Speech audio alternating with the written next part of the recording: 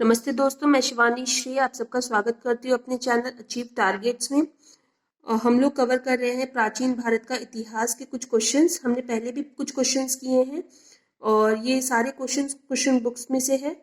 तो चलिए हम लोग इसको आगे रिवाइज करते हैं। तो आज का पहला क्वेश्चन है, कर्नाट वंश का संस्थापक कौन था? ये थे न्यायदेव।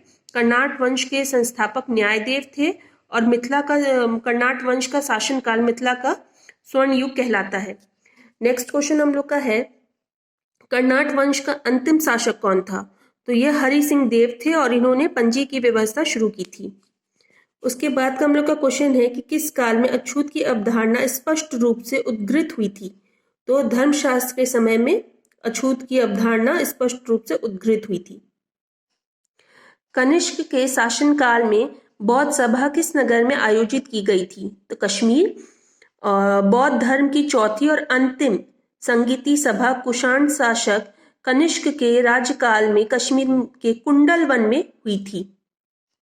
नेक्स्ट क्वेश्चन है, भगवान बुद्ध के महापरिनिर्वाण के बाद पहली बौद्ध संगीति हुई थी? तो राजगृह में, मतलब राजगिरी, इधर राजगिरी भी लिखा हुआ है। उसके बाद का क्वेश्चन है कि बुद्ध के जीवन के 4 महत्वपूर्ण घटनाओं और उनके संबंध का 4 स्थानों का नीचे उल्लेख है। यह 2 स्तंभ 1 एवं 2 में अंकित है और आपको इनका सुमेल करना है। तो पहला है जन्म। सबको पता है उनका जन्म लुम्बिनी वन में हुआ था, जो कि कपिलवस्तु के समीप था। और ज्ञान प्राप्ति, उनको ज्ञान प्राप्ति बौद्ध गया में हुई थी, पीपल के वृक्ष के नीचे पूर्णिमा की रात को। प्रथम प्रवचन उनका सारनाथ में था और निधन उनका कुशीनगर में हुआ था। जब वो पावा गए थे तो चुन्नी नामक लोहार ने उन्हें खिलाया था और उसके बाद उनकी तबीयत खराब हो गई और वे कुशीनगर चले गए, जहां उन्होंने अपना देह त्याग दिया। बौद्ध गया में महाबोधि मंदिर बनाया गया, जहां, तो ऑब्वियसली जहां उनको ज्ञान प्राप्त हुआ, गौतम बुद्ध को जहां ज्ञान प्राप्त हुआ। तो और इस मंदिर का निर्माण सम्राट अशोक ने 3री शताब्दी में आरंभ किया था, परंतु वर्तमान स्वरूप में 5वीं और 6ठी शताब्दी में निर्मित हुआ और वर्ष 2002 में यूनेस्को द्वारा यह विश्व धरोहर स्थल बना। गौतम बुद्ध को एक देवता का स्थान किस राजा के युग में प्राप्त हुआ? तो कनिष्क के समय में। कनिष्क के शासनकाल में संपन्न चतुर्थ बौद्ध संगीति में बौद्ध धर्म हीनयान एवं महायान नामक 2 स्पष्ट एवं स्वतंत्र संप्रदाय में विभक्त हो गया। महायान शाखा में बौद्ध को देवता माना गया तथा उनकी पूजा की जाने लगी। नेक्स्ट क्वेश्चन है कि ईसा पूर्व 6ठी सदी में विश्व का प्रथम गणतंत्रात्मक व्यवस्था कहाँ थी? तो वैशाली। 6ठी सदी की विश्व की प्रथम गणतंत्रात्मक व्यवस्था वैशाली में थी।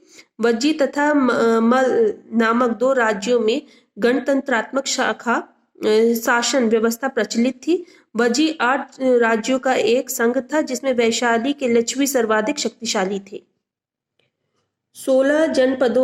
16 महाजनपदों की सूची उपलब्ध है। तो ये है अंगुत्तर निकाय में, और इसमें भी दिया हुआ है व्याख्या में कि बौद्ध ग्रंथ अंगुत्तर निकाय में पोडश महाजनपदों की सूची उपलब्ध है। इन्हें 16 महाजनपद कहा गया है। यह है अंग, मगध, काशी, कौशल, वजी, मल, चेदी, वत्स, कुरु, पांचाल, मत्स्य, सूरसेन, अस्मक, अवंती, गांधार एवं कंबोज। अच्छा, नेक्स्ट क्वेश्चन हम लोग का है, नालंदा विश्वविद्यालय की स्थापना का युग।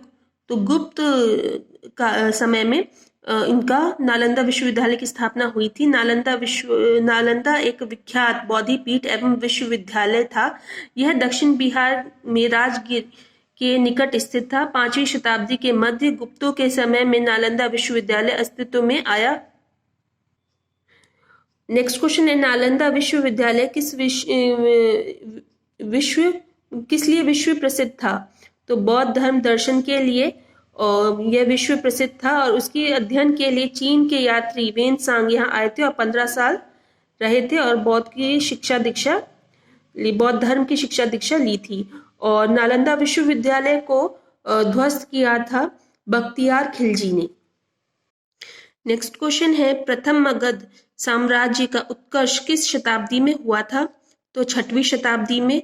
और व्याख्या में भी है, प्रथम मगध साम्राज्य की महत्ता का वास्तविक संस्थापक राजा बिंबिसार था।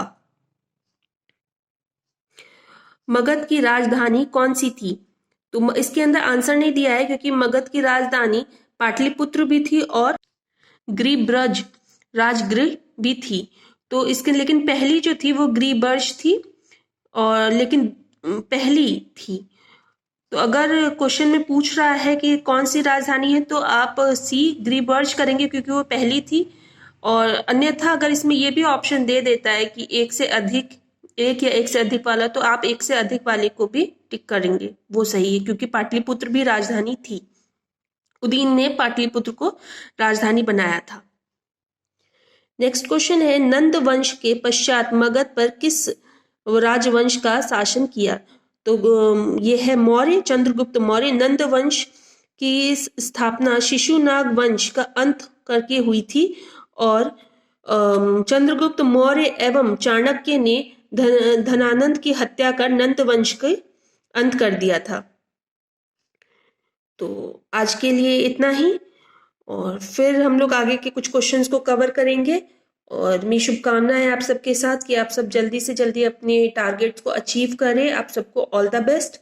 तब तक के लिए लाइक करें, शेयर करें, और नमस्ते।